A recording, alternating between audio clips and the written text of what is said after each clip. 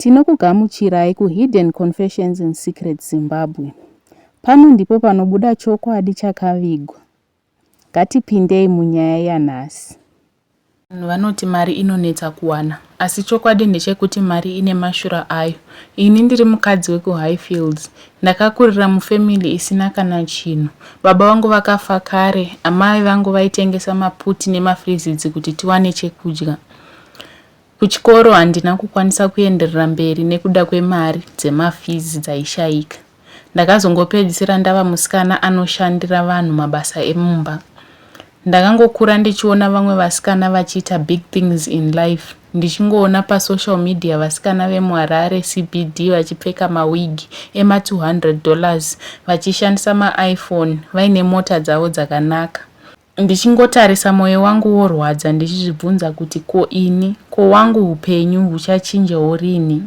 One day ndakasangana neshamwari yangu yekare ndaimuzivira kuHighfields, but akange akachangobva kuDubai. Ainge akachena kani, akapfeka designer dress, perfume yake yainhuwirira from a distance. Ainge aine mari yekuti akatotengera vanhu vaive pamashops madrinks pasina kana stress. Ndakamubvunza kuti ari kuzviita sei zvatiri kutadza isu vamwe. Akangonditarisa akati muupenyu good living haiuye for free. Akanditi kana uchida mari, Dubai ndiyo nzira. Asi zvinoda moyo wakashinga, hazvisi zvevanhu vose. Semunhu ainge apererwa muupenyu, ndakabvuma. Ndakatsvaka mari, iyewo akandibatsira, ndikagadzirisa mapepa angu, ndikaenda kuDubai. Next thing ndava muDubai, ini nevamwe vasikana vekuZimbabwe, kuKenya nekuNigeria, takapinzwa mune imwe villa hombe yainge iri yeluxury. Kwaive kwakanaka kunge uri kudenga chaiko. Asi mazuva mashoma akatevera, after tambo experience a good living, ndipo pandakazoziva chokwadi. Vanhu vacho vekuMiddle East vaida zvinhu zvandisati ndakamboona muupenyu hwangu. Ndinotonyara kana kutaura nezvazvo, but chokwadi ndechekuti taitotaura nezvazvo every time kuti kuDubai vanhu vari kunodyiswa tsvina yevanhu. Ndizvozvo chaizvo. Vakatiudza kuti kana tichida mari taifanirwa kudya tsvina yavo, kuita zvinhu zvakaipa zvekuti dignity yako inopera ipapo. First time ndakaramba.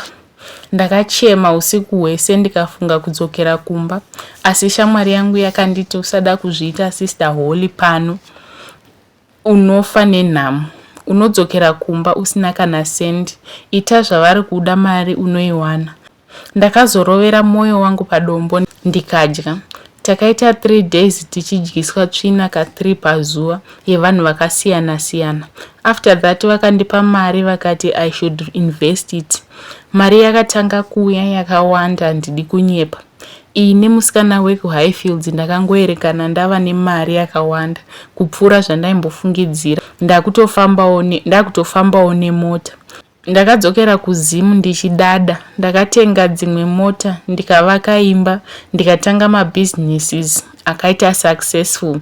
Vanhu vakatanga kundituka vachiti ndakaromba, vamwe vachiti ndine sugar daddy, asi hapana aiziva chokwadi.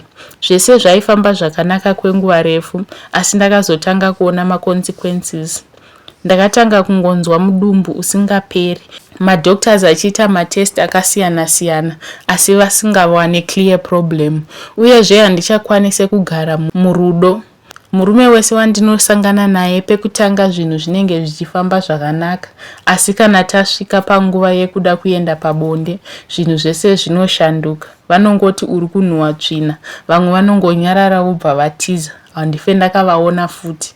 Ini handinhuwe, asi murume wandinenge ndinaye anongonzwa ndichinhuhwa tsvina. Ndaedza maperfume kuenda kumadoctors asi hapana chiri kubatsira. Zvino mari yese yandinayo, imba dzakanaka, mota, zvese zvandinazvo, handina munhu wekusheya naye. Upenyu hwangu hwakunge kutukwa.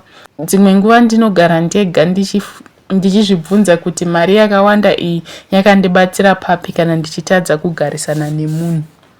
Zvakavanzika zvabuda pachena, asi chokwadi chinoramba chichibuda zuva nezuva.